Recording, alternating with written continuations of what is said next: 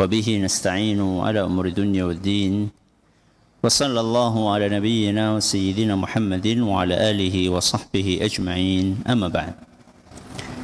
Kita panjatkan puja dan puji syukur kehadirat Allah Subhanahu wa taala.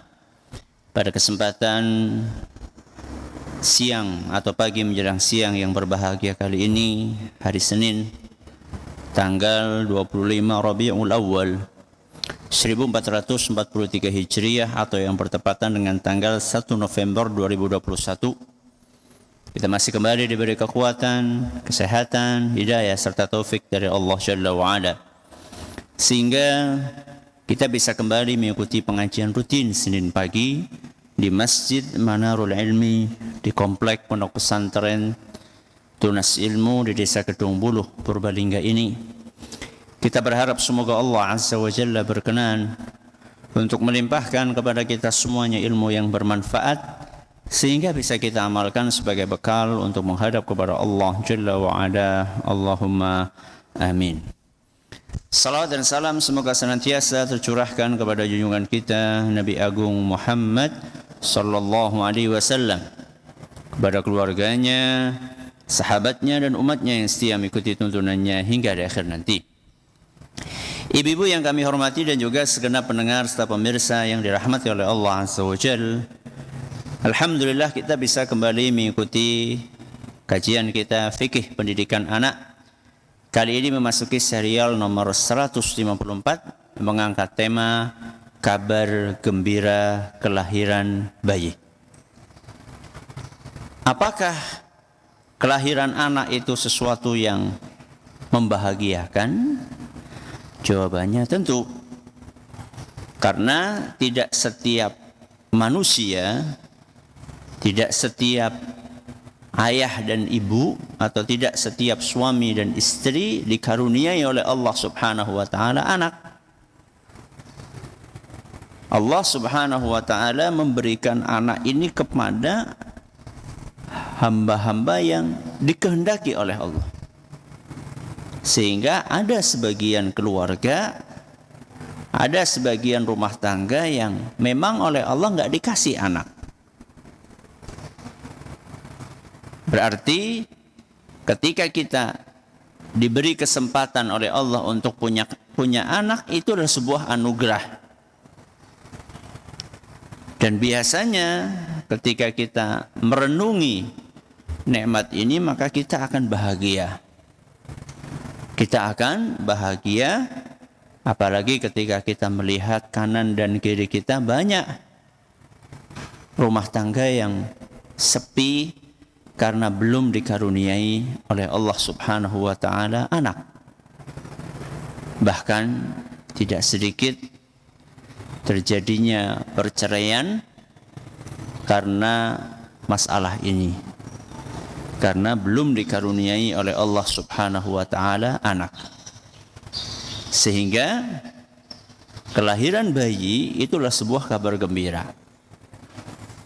Bahkan berita kehamilan saja itu sudah sebuah kebahagiaan. Ngecek ke lab ternyata kenapa Bu, positif nggak Bu nggih?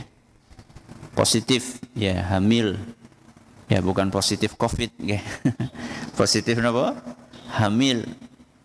Surprise, sebuah kabar gembira. Baru hamil saja sudah kabar gembira, apalagi ketika lahir dan lahirnya dalam keadaan selamat. Sehingga jangan heran kalau para malaikat pun itu memberikan kabar gembira tentang kelahiran anak ini kepada para nabi dan istri-istri mereka. Contoh misalnya di sini saya bawakan kisahnya Nabi Zakaria. Nabi sinten Bu? Nabi Zakaria. Dalam surat Maryam ayat 7, Allah Subhanahu wa taala berfirman, "Ya Zakaria, wahai Zakaria, inna nubasyyiruka." Perhatikan, sungguh kami memberikan kabar gembira. Lihat bagaimana Allah Subhanahu wa ta'ala menggunakan kata nubasyiruka. Kami memberikan kabar gembira. Tentang apa? Bighulamin.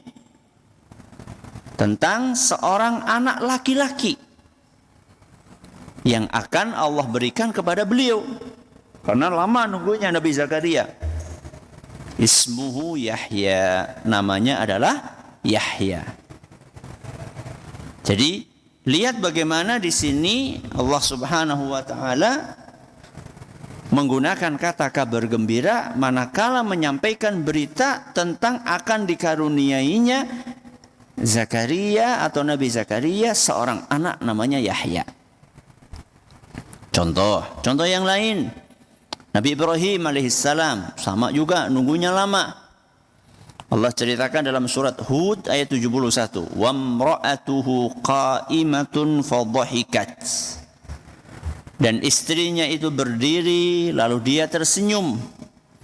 Fabasyarnaha bi Ishaq. Maka kami menyampaikan kepadanya kabar gembira. Lihat, lagi-lagi Allah menggunakan kata basyarnaha. Allah sampaikan kabar gembira kepada istrinya Nabi Ibrahim alaihissalam. Apa kabar gembira itu? Bi Ishaq, tentang akan dikaruniainya mereka berdua seorang anak yang bernama Ishaq. Bahkan sudah disampaikan juga wa min warai Ishaq Yaqub.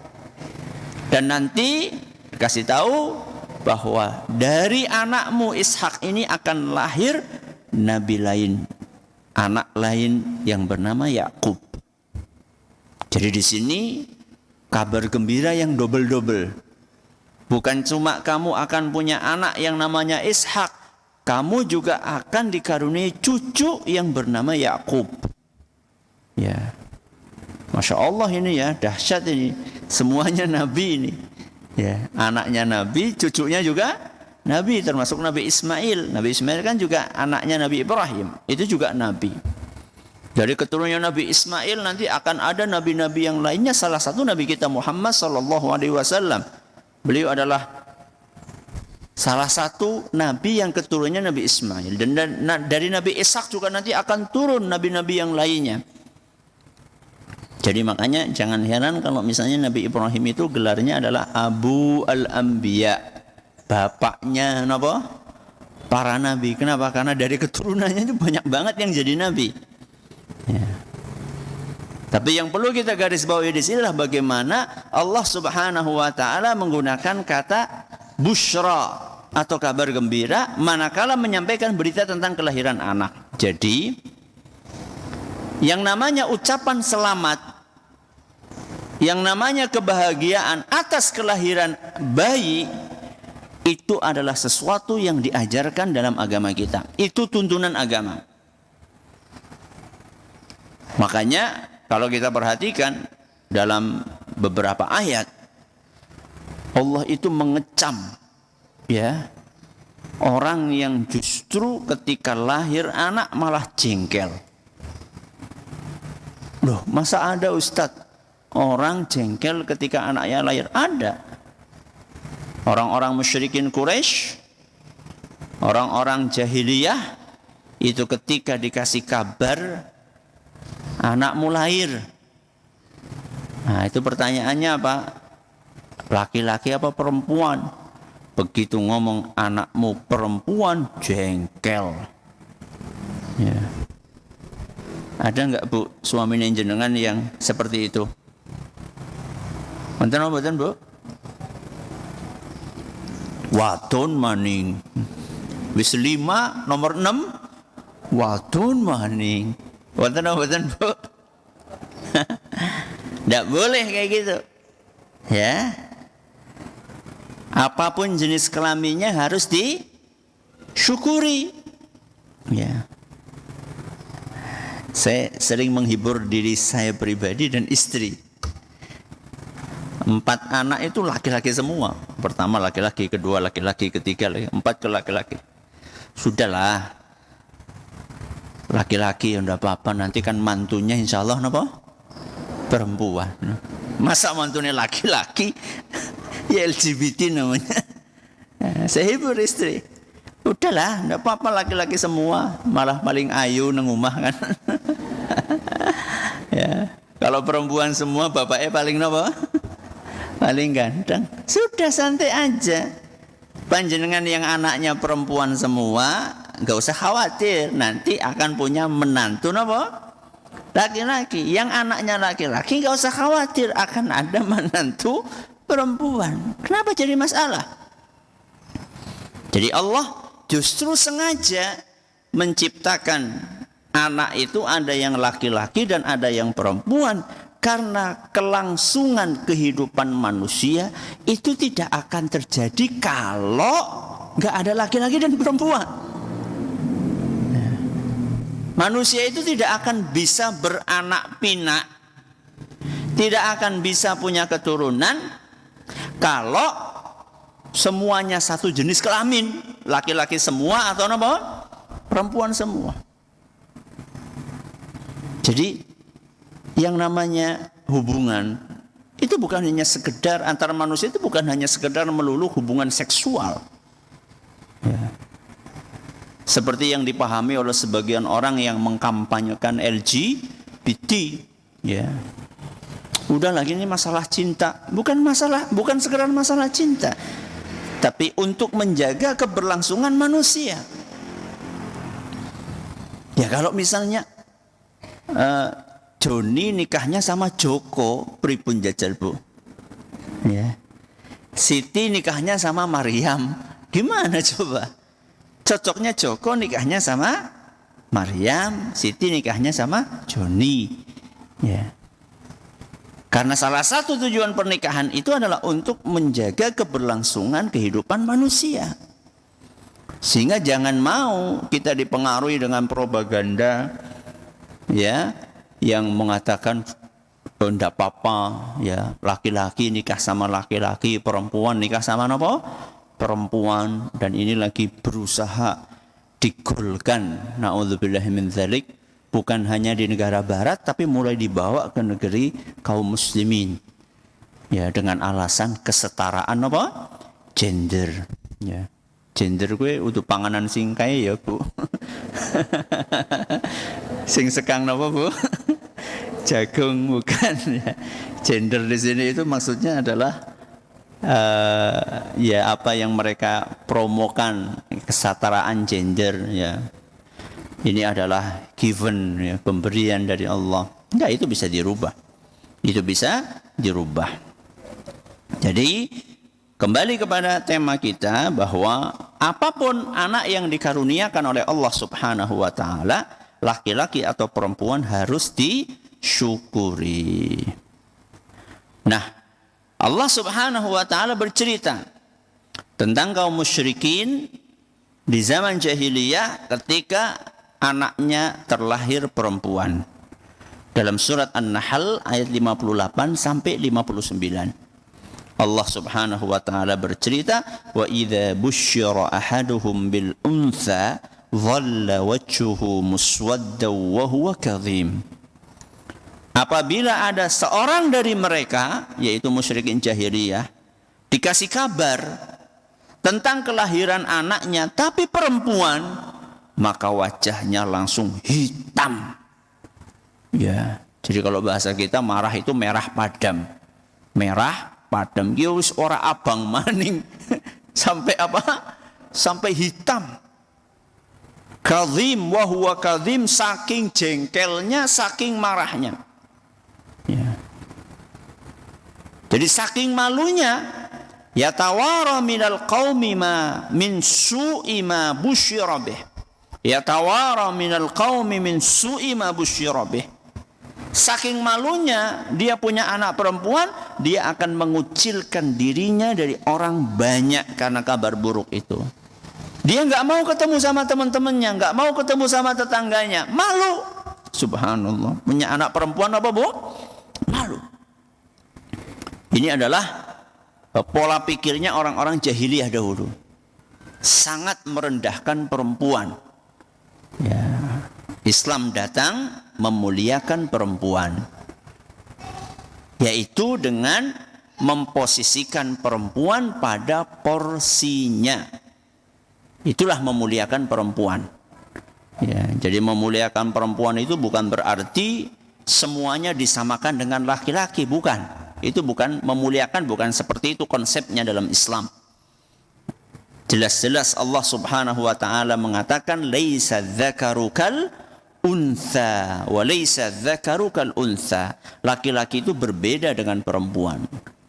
Jadi kesetaraan gender itu bukan berarti perempuan diberi kesempatan sama persis seperti laki-laki dalam 10 jenis pekerjaan.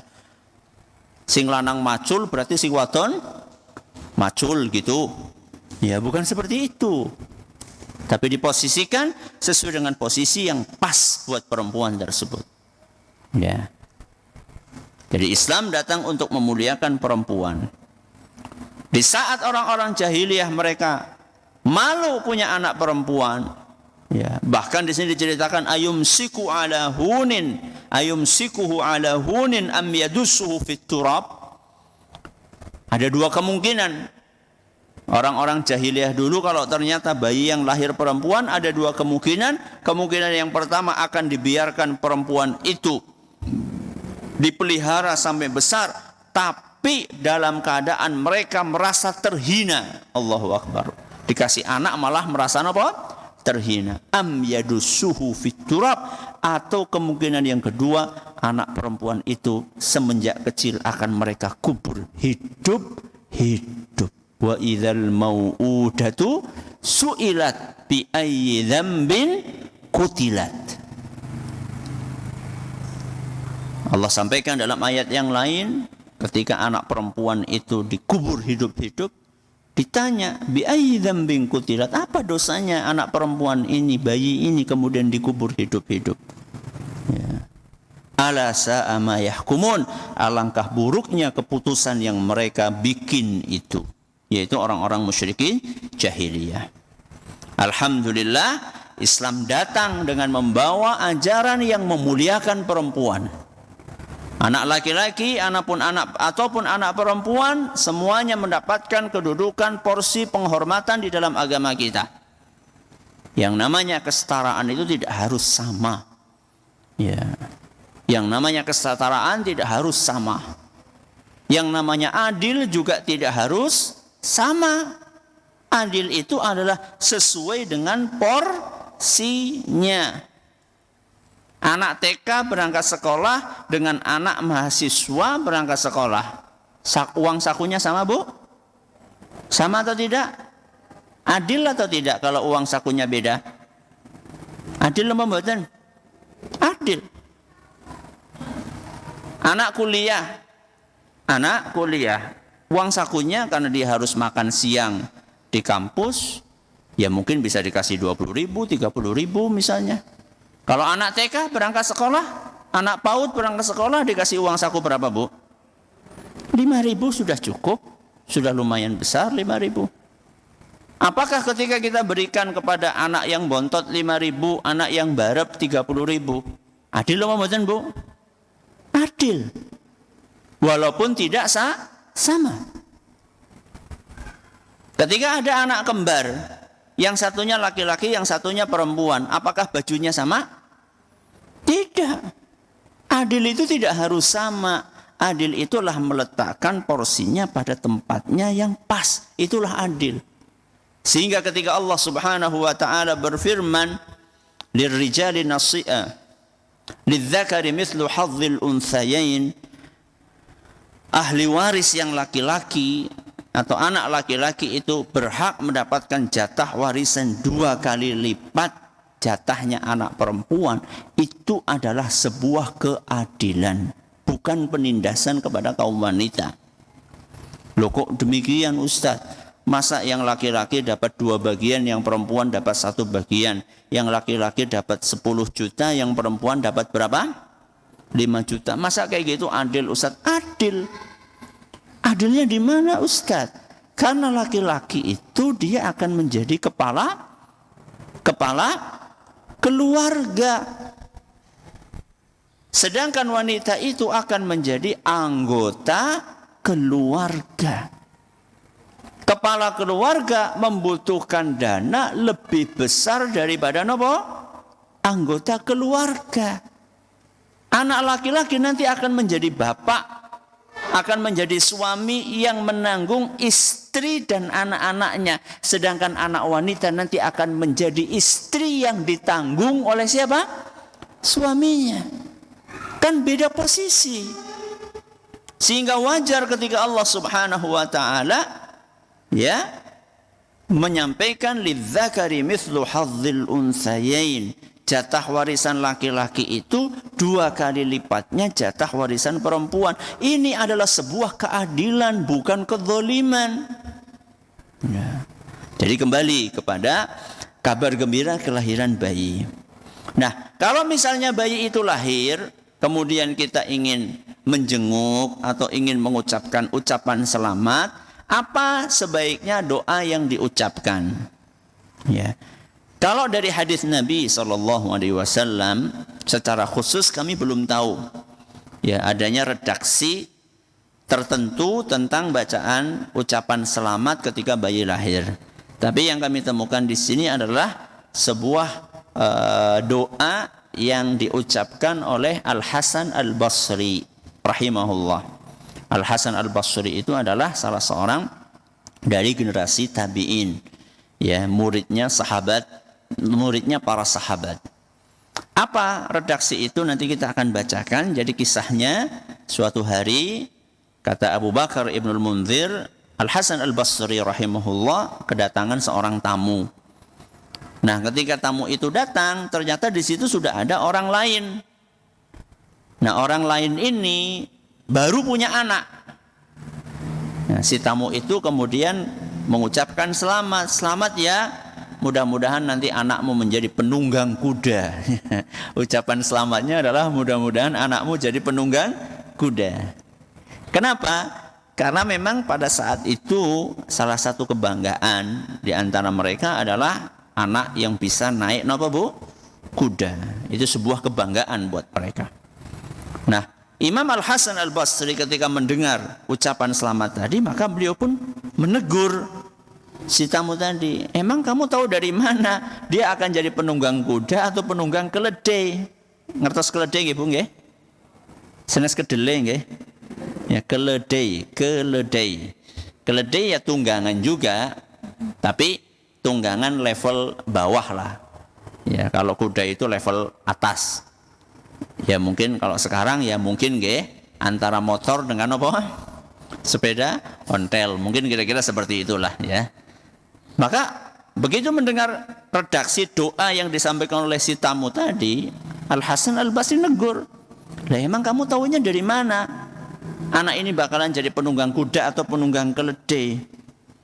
Nah, si tamu itu malah balik bertanya, loh terus kalau gitu apa yang seharusnya saya ucapkan? Apa yang sebaiknya saya ucapkan kalau saya ketemu dengan orang yang baru dapat bayi? Maka Al Hasan Al Basri menjawab, ucapkanlah burikalaka fil mauhub wa syakartal wahib wa ruziqta birrah wa balagha asyuddah. Sampun apal? Sampun apal apa dereng? Dereng ya. Burikalaka fil mauhub wa syakartal wahib wa ruziqta birrah wa balagha asyuddah. Ayo kita baca bareng-bareng. Saya dulu. Burikalaka fil mauhub. Monggo. Wa syakartal wahib wa ruziqta birrah wa balagha asyuddah. Sekali lagi, burika laka fil mauhub wa syakartal wahib wa ruziqta birrah wa balagha asyuddah. Ayo bareng-bareng 1, 2, 3. Burika laka fil mauhub wa syakartal wahib wa ruziqta birrah wa balagha asyuddah. Coba ibu-ibu sendirian, 1, 2, 3.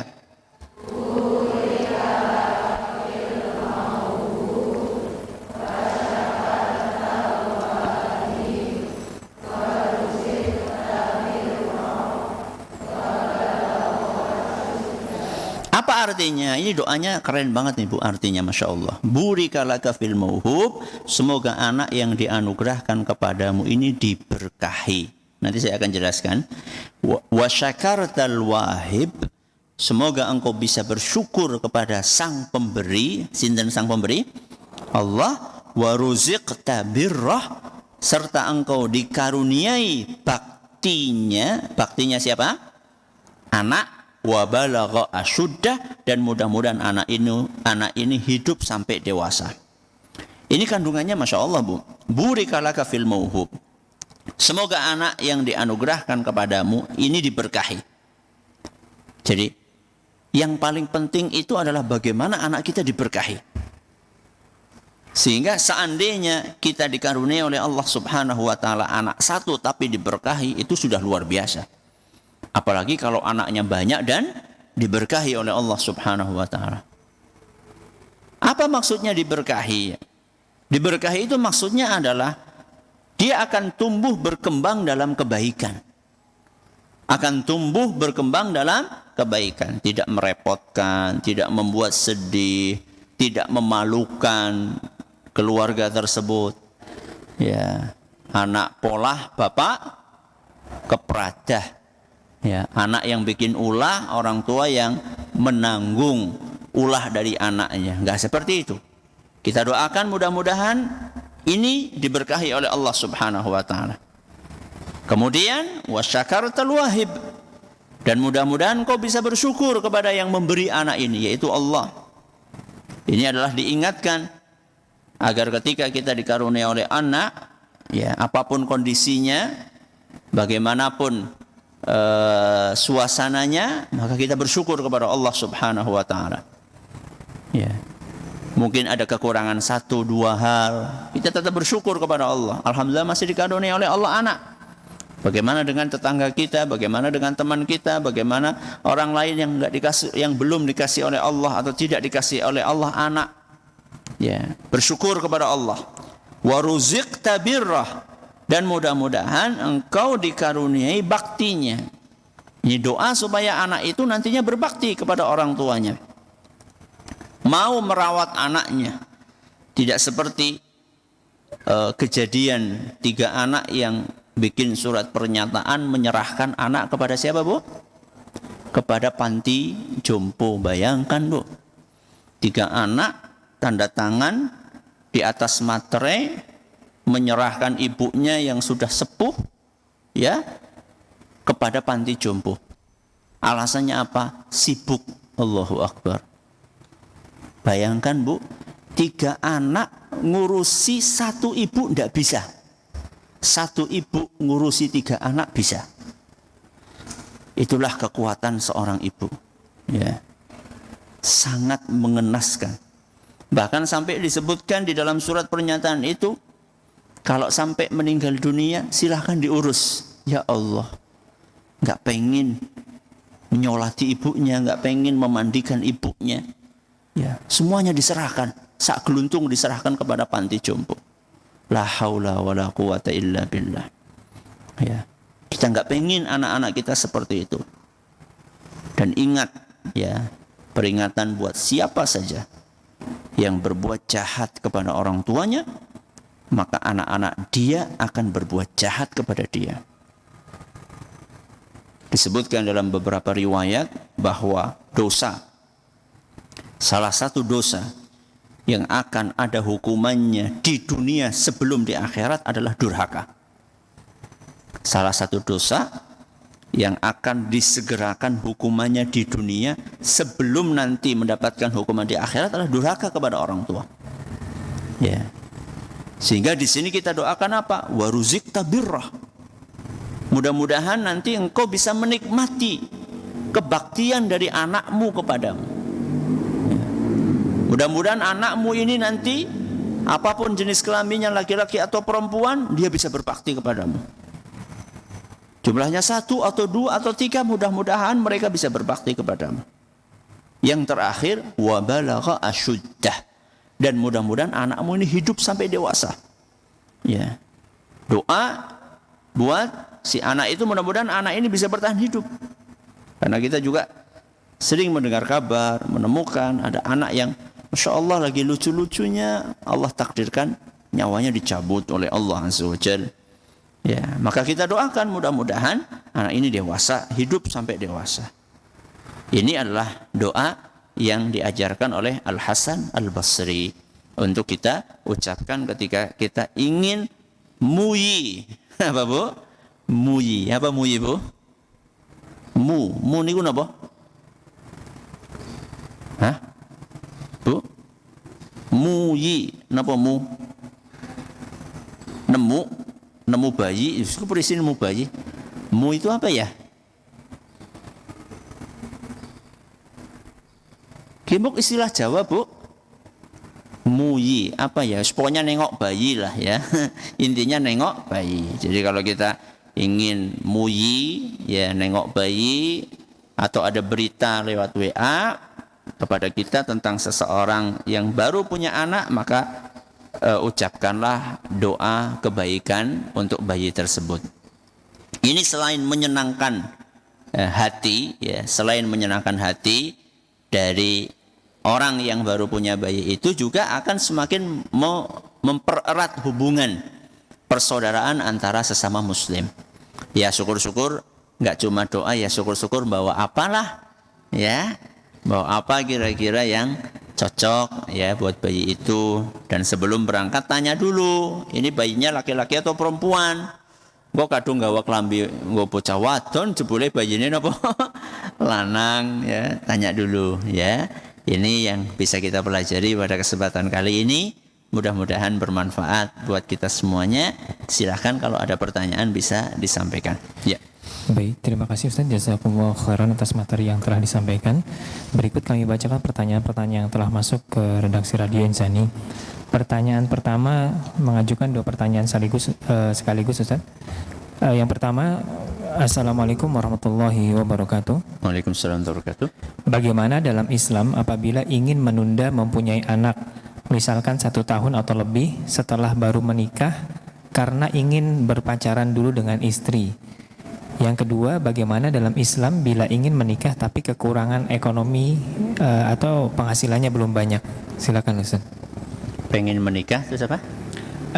Yang pertama, yang kedua tadi ingin menikah tapi penghasilannya belum banyak Ustaz. Ya. 2 pertanyaan. Yang pertama, boleh nggak menunda punya anak? Menunda punya anak karena pengen pacaran dulu. Masya Allah. Pacaran sama istri maksudnya ya. Boleh atau tidak? Saya pikir itu bukan alasan yang dibenarkan ya, bukan alasan yang bisa diterima. Bukan alasan yang bisa diterima, kecuali kalau misalnya alasannya alasan yang darurat ya. Itu enggak apa-apa. Tapi kalau misalnya alasannya pengen berbulan madu dulu misalnya sama istri, itu saya pikir bukan alasan yang syar'i ya. Sehingga sebaiknya ya udah mengalir aja ya, mengalir aja.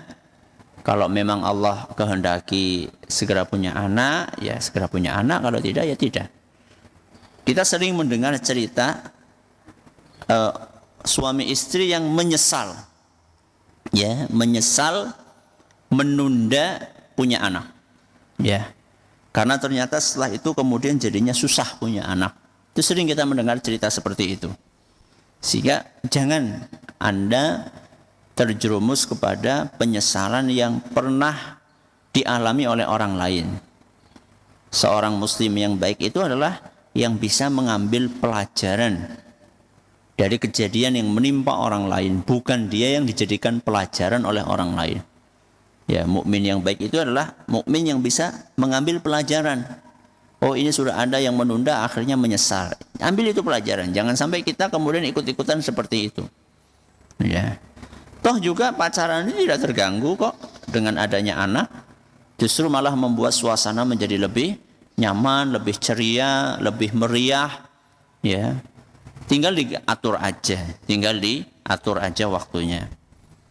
Kemudian pertanyaan yang kedua, boleh nggak nunda nikah kalau penghasilannya belum banyak? Ya, emang banyak itu berapa sih? Ya, kadang-kadang banyak itu kan relatif ya.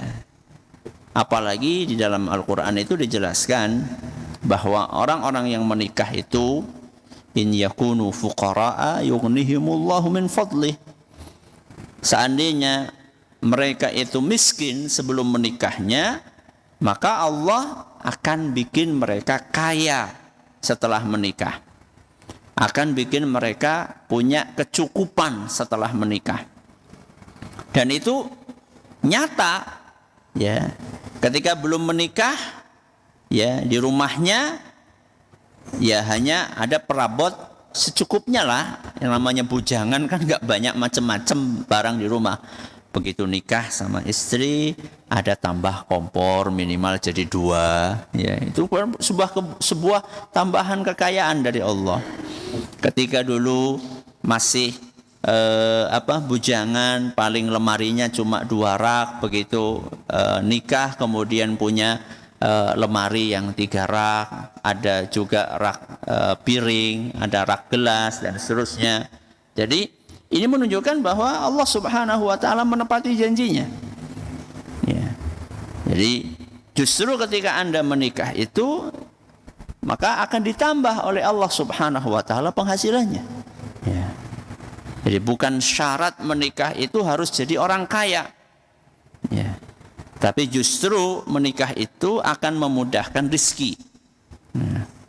Seandainya Anda sudah tergolong orang yang mendesak ya menikah karena sudah terjerumus kepada perbuatan dosa dan maksiat, maka bersegeralah untuk menikah, jangan menunda-nunda ya. Jangan nunggu jadi kaya dulu, nanti kalau nggak kaya-kaya terus nggak nikah gitu ya. Jangan ya. Yakinlah dengan janji dari Allah Subhanahu wa taala tadi. Ya. Baik, terima kasih Ustaz. Jazakallahu khairan atas jawabannya.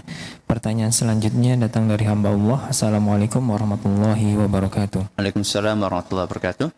Ustaz, mohon doanya. Qadarullah kami sudah bertahun-tahun belum dikaruniai anak. Pertanyaan ana, Ustaz, apakah ada dalil yang berkaitan dengan jika pasangan suami istri sampai meninggal tidak dikaruniai anak di dunia, kelak ada jaminan dikaruniai anak di surga? Jazakumullahu khairan. Wa jazakumullah khairan.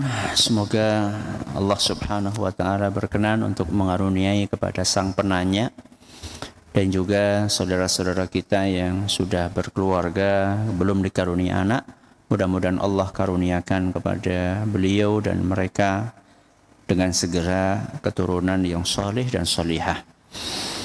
Kemudian apakah ada dalil yang menyebutkan bahwa orang yang di dunianya enggak dikaruniai anak nanti di akhirat akan dikasih anak?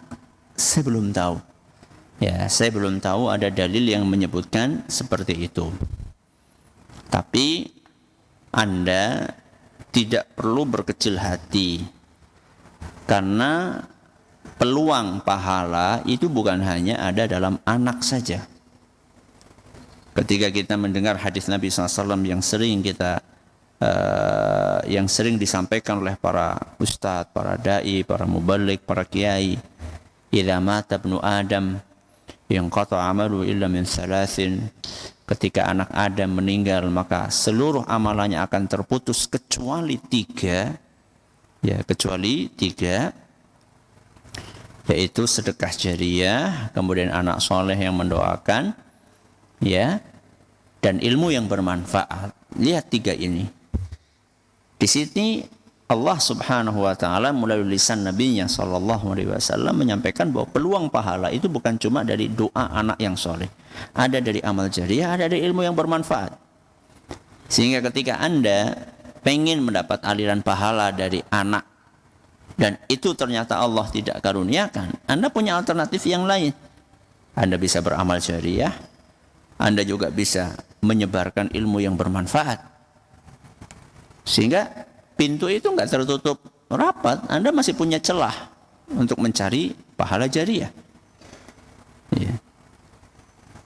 dengan sedekah untuk masjid, untuk pesantren, ya, yang pahalanya terus mengalir, bikin sumur, yang airnya bisa dimanfaatkan oleh masyarakat sekitar selama puluhan tahun atau ratusan tahun, ya. Atau alternatif yang lain adalah ilmu yang bermanfaat. Ya, Anda belajar ilmu agama, kemudian Anda ajarkan kepada orang lain. Ustaz, kalau misalnya saya dari sisi keilmuan saya kurang, kemudian saya juga waktunya mungkin susah untuk memperdalam sampai jadi ustaz, itu bagaimana? Ya, Anda bisa mendukung anak-anak yang belajar ilmu agama. Jadi yang namanya ilmu yang bermanfaat tidak harus dalam bentuk Anda yang mengajarkan. Anda bisa membiayai santri yang kurang mampu belajar agama. Begitu nanti santri itu tamat, lalu dia berdakwah, mengajarkan ilmu yang bermanfaat, Anda juga dapat pahalanya. Alternatif yang lainnya bisa juga Anda menyebarkan buku, ya, bagi-bagi buku kepada orang banyak, ya, itu juga termasuk ilmu yang bermanfaat, buku yang bermanfaat tentunya, ya. Kemudian juga bisa Anda ikut andil dalam nge-share, ya, video kajian, nge-share audio kajian, nge-share flyer, ya, yang isinya nasihat, atau membiayai pembuatan baliho yang isinya nasihat. Banyak sekali sarana untuk memperoleh pahala dari amalan berupa ilmu yang bermanfaat. Jadi jangan minder, jangan putus asa, masih banyak alternatif di hadapan Anda untuk mendulang pahala jariah. Ya. Baik, terima kasih jazakumullahu khairan atas jawabannya. Pertanyaan selanjutnya datang dari pemirsa atau pendengar Radio Roja. Assalamualaikum Ustaz. Waalaikumsalam warahmatullahi wabarakatuh. Saya hamba Allah dari Riau ingin bertanya. Dulu waktu saya hamil, karena jarak kelahiran anak saya rapat, makanya waktu itu saya mau menggugurkan kehamilan saya, terus tidak jadi karena waktu itu saya belum kuat iman. Apakah saya bisa bertobat ya Ustaz? Sangat bisa. Jangankan yang nggak jadi, yang sudah jadi aja masih ada kesempatan untuk bertobat, ya. Allah Subhanahu wa taala menyampaikan, "Qul ya ibadiyalladzina asrafu ala anfusihim la taqnatu min rahmatillah." Sampaikanlah kepada hamba-hambaku yang sudah melampaui batas, banyak berbuat dosa. La taqnatu min rahmatillah. Jangan kalian putus asa dari rahmat Allah. Innallaha yaghfiru dzunuba jami'ah. Sesungguhnya Allah itu akan mengampuni semua dosa, semua dosa.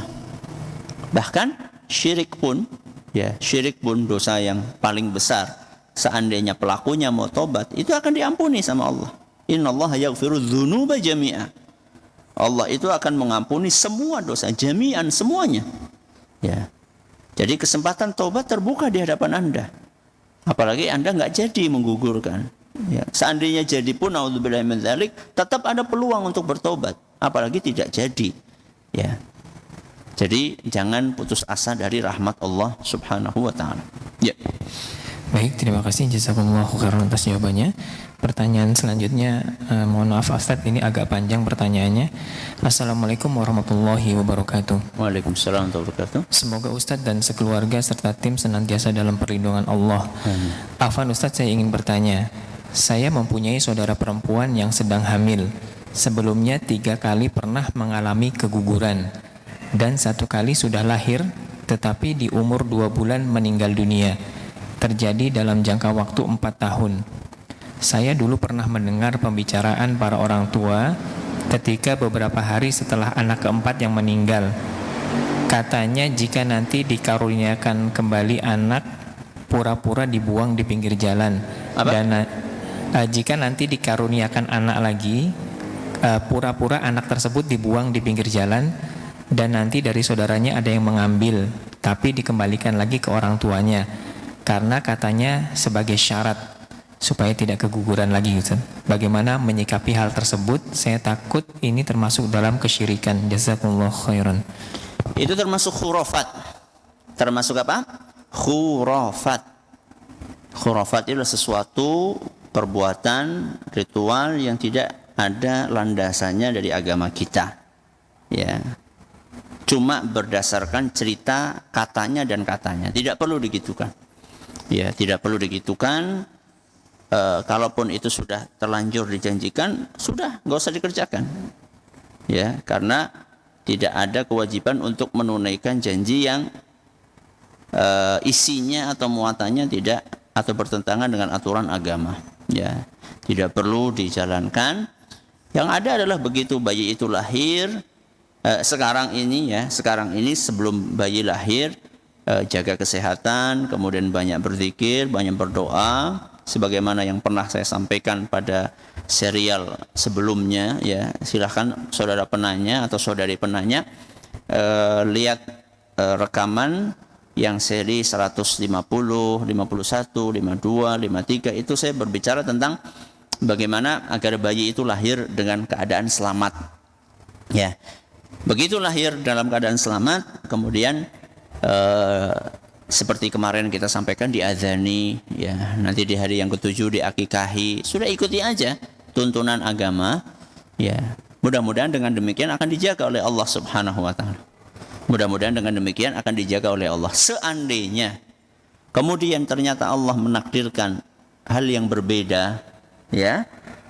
Misalnya Allah takdirkan naudzubillahi min dzalik kemudian meninggal lagi, mudah-mudahan tidak, maka yakinlah itulah takdir atau ketetapan yang terbaik dari Allah Subhanahu wa taala, sepahit apapun.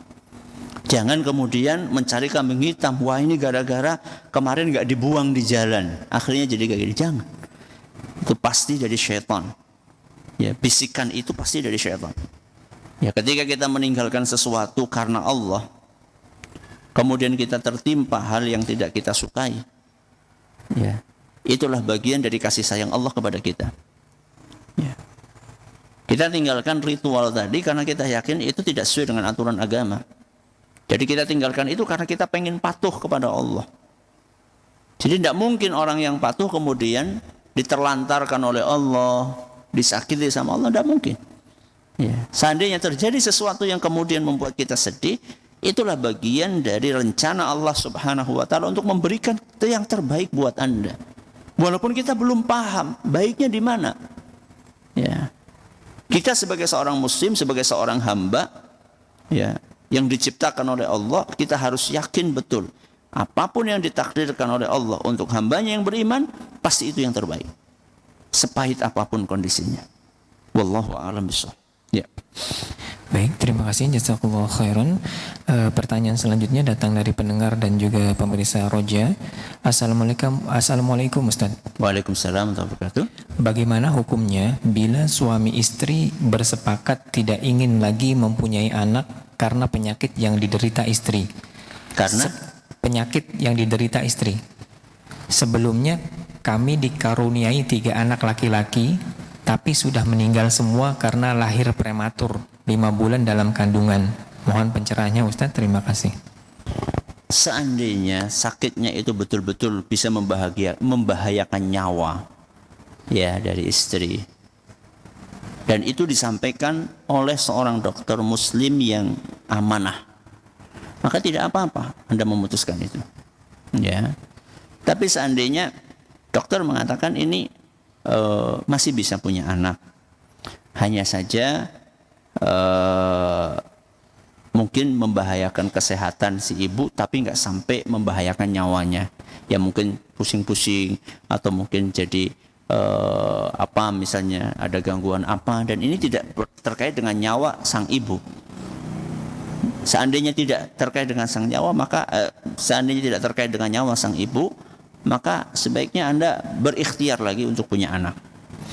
Tapi seandainya dokter mengatakan wah ini bahaya, kalau misalnya tetap sang wanita ini hamil, nanti bisa nyawanya yang melayang misalnya, berdasarkan prediksi kedokteran demikian, berdasarkan penelitian demikian, maka tidak apa-apa Anda mengambil keputusan itu, ya. Tapi syaratnya yang menyampaikan itu seorang dokter yang muslim, ya, yang terpercaya, yang kredibel, ahli di bidangnya. Silahkan, tidak apa-apa, ya, silahkan, tidak apa-apa, sambil tentunya bertawakal kepada Allah Subhanahu wa taala. Kalau memang kata dokter tidak apa-apa, cuman memang ya akan mengganggu kesehatan sang ibu tapi nggak sampai nyawa. Ya, Anda berikhtiar lagi sambil berdoa kepada Allah. Ya, tidak ada sesuatu yang mustahil bagi Allah. Terakhir, Bapak Ibu, para pendengar, para pemirsa, ketika kita mendengar kasus-kasus seperti yang tadi ditanyakan, ya, ada yang 3 kali keguguran, kemudian ada yang lahir anaknya baru 2 bulan meninggal dan seterusnya, atau bahkan ada yang sampai wafatnya tidak dikaruniai anak, maka kita yang oleh Allah Subhanahu wa taala dikaruniai anak, kita harus banyak bersyukur kepada Allah. Harus banyak bersyukur kepada Allah. Karena apa yang tadi saya sampaikan di depan, di awal kajian ini, banyak orang yang merindukan kehadiran anak, tapi oleh Allah Subhanahu wa taala belum dikaruniai itu, banyak ternyata. Dan itu adalah sebuah fakta yang ada di lapangan. Barusan kita dengar pertanyaan-pertanyaan itu. Sehingga seandainya kita termasuk orang yang dikaruniai oleh Allah anak, maka syukuri. Cara mensyukurinya bagaimana? Dirawat yang baik. Jangan anak kita diabaikan, sibuk main HP, sampai anaknya nggak betah tinggal di rumah karena dicuekin sama orang tuanya yang kesehariannya mainan HP terus. Ya, itu nggak bersyukur namanya kepada Allah. Ya, di saat orang lain mereka merindukan anak, kita dikasih oleh Allah anak, terus kita abaikan, kita terlantarkan gara-gara kita sibuk main FB, atau kita sibuk main Twitter, atau sibuk jawabin WA, atau baca statusnya orang. Apa ini? Ini bukan syukur kepada Allah Subhanahu wa taala. Syukuri anak tersebut dengan merawat, dengan memperhatikan, dengan mendidik, ya, dengan menyayangi, ya, dengan ngajari mereka kebaikan. Syukuri hal tersebut. Ya. Jangan sampai gara-gara kita nggak bersyukur kemudian nikmat itu dicabut. Allah mampu untuk mencabut nikmatnya tersebut. La in syakartum la azidannakum wa la in kafartum inna azabi lasyadid. Seandainya kalian bersyukur, maka aku akan tambah nikmat itu. Kalau kita syukuri anak ini akan berkembang dalam kebaikan, menjadi anak yang solih, yang berbakti kepada orang tuanya. Wala in kafartum, tapi kalau seandainya kalian sebaliknya kufur dengan nikmat itu, kalian abaikan anak itu, kalian terlantarkan anak itu karena kalian sibuk dengan hal-hal yang tidak bermanfaat, ya, inna adzabi lasyadid, maka sesungguhnya siksaanku itu sangat pedih. Mudah-mudahan apa yang kita pelajari bermanfaat buat kita semuanya. Wallahu taala a'lamu bissawab. Terima kasih atas perhatiannya. Mohon atas segala kurangannya kita akhiri dengan doa kafaratul majlis. Subhanakallahumma wa bihamdika asyhadu an la ilaha illa anta astaghfiruka wa atubu ilaik. Assalamualaikum warahmatullahi wabarakatuh.